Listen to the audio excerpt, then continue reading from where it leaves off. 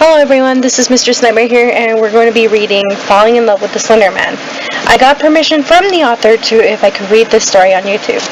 I'll leave a link to her Webpep account so you guys can read the stories if you guys don't want to watch the videos or read ahead. Before we get started, I want you guys to hit that like button, comment, and subscribe to this channel if you guys want more creepypasta fan fictions out there. And also to the lucky viewers who are watching this thing, I will also be taking certain requests for you guys if you guys want more creepypasta fanfics out there, or you guys have your own stories that you guys want me to read. But also note that my other channel is up for any fanfictions out there, from the Five Nights to all the other series out there from Black Butler and other things. Until then, let's get started. A message from the author: read at your own risk the tales of love and horror and death. It's not an ordinary love story. This is far more psychotic. Catch up in the tragic tale or tragic web of the true Slender Man.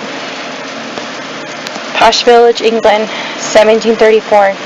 The city burned. Everything was a blur of orange and red. Shadows were blazing and dangerous. Nothing could be seen over the impression glow of burning homes. The scent of scarring flesh filled the horrifying air at the night.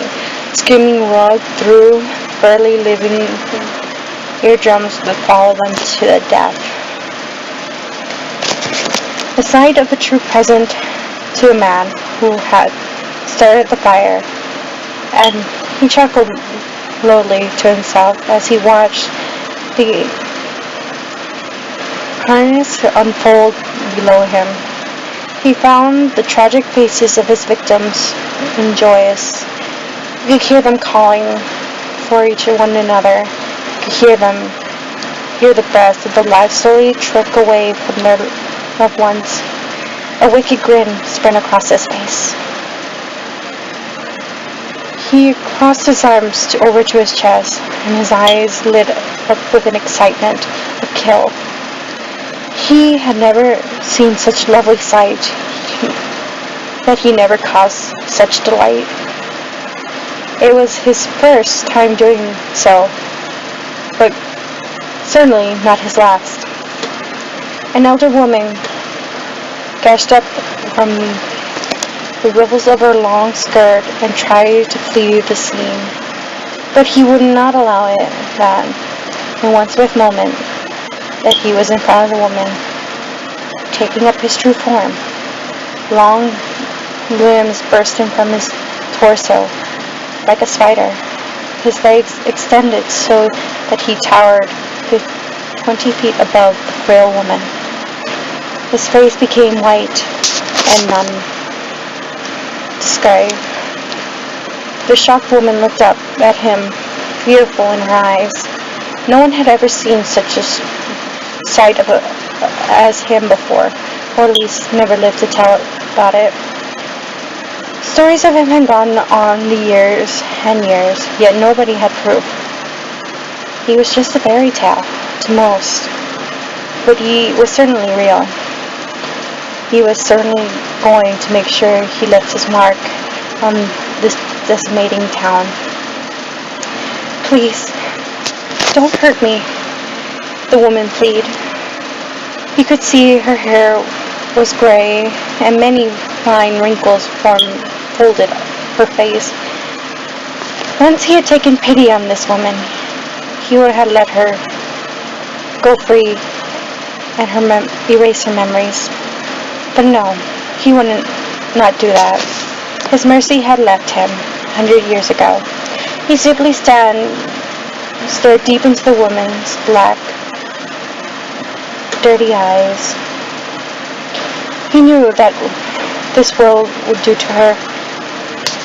Slowly opening his thoughts, he would ooze into her brain, with thoughts filled with pain and agony. It would have been too much for a simple human woman. Her mouth gashed open, trying to release a pitiful scream that he had caused. Her eyes slowly and painfully dull. Her life was taken. Her death had not been pleasant. just like all his other victims. Some say that he only takes lives of children, but that was just his storytelling. Of course, he did kill small children, but he had no limits. He would kill whatever he felt he wanted or needed to. He had taken the life of countless peoples in the city, men, women, children. But that is what he does because he is the Slender Man. Chapter 1, Present Day. The tall, lanky man loomed towards her. The rumbles of the trees with many branches. She wanted to scream out in fear as it came near her. All around her, there was unplanted screams as she watched her town burn before her eyes. A scream of agony came over her as she tried to crawl away from the man's unwavering gaze. Somehow she held in place, though she couldn't move, even if she tried her hardest, and stand into the gaze, unblinking eyes of her younger brother. He was only 5 years of age.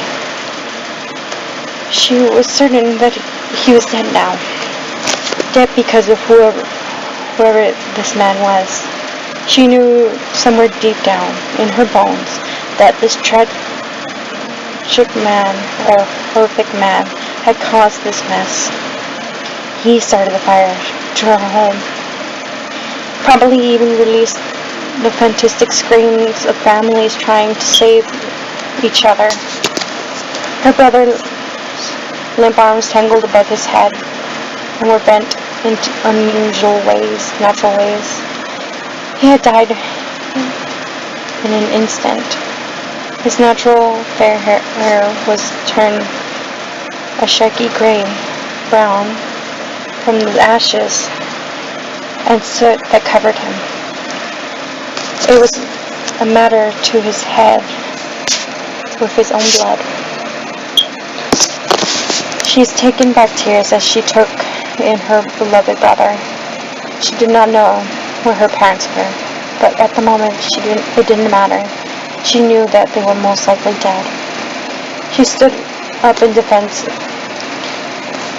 in the sharp position with her left leg. She figured she must have snapped it when she fell to the ground, trying to run from the man who had destroyed everything. But now she was standing. She was trying to throw her shoulders back and look fierce. She knew she was going to die, but she would not die without the fight. She glanced in the direction of the powdered man. She was known for this. She looked like when she was angry, and was well aware of that. Eliminated a quarterback of the football team just weeks before this. He was nearly in front of her, his feet almost rubbing with her own.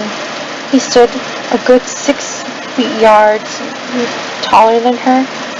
"Who are you?" she yelled up the man's pale, featureless face. "What do you want?" He chuckled his head to the side, or crooked his head to the side, as he heard something to his right. Then a glitching face looked up straight at her. "And who are you, my precious little dove?" He had clearly spoken directly into her mind. This was frightening, that made chills spread deeper into her bones. "You should not be left so alone and defenseless. Who will save you now?" He continued in her mind. The voice was like nails on the chalkboard. "You're a sick bastard. Why would you do this?" she demanded of the beastliest thing before her. You sing a brave song, my little dove, but why do you sing such a song? Songs haven't entered from the heart, just meaningless words that to make someone else feel? Are you trying to make me feel something, Dove? I'm trying to make you feel that the hate I feel for you, she spat at him. He slowly chuckled, came from him. From how he found it humorous in this, she did not know. Oh, little Dove, I think I'll keep you for a while. You entertain me so. She was about to ask what on earth he was talking about, but her brain couldn't think straight anymore. She was aware of the groggy feeling separating her thoughts. She commanded her eyelids not to shut, but they closed against her will. She fell to the ground with a thud.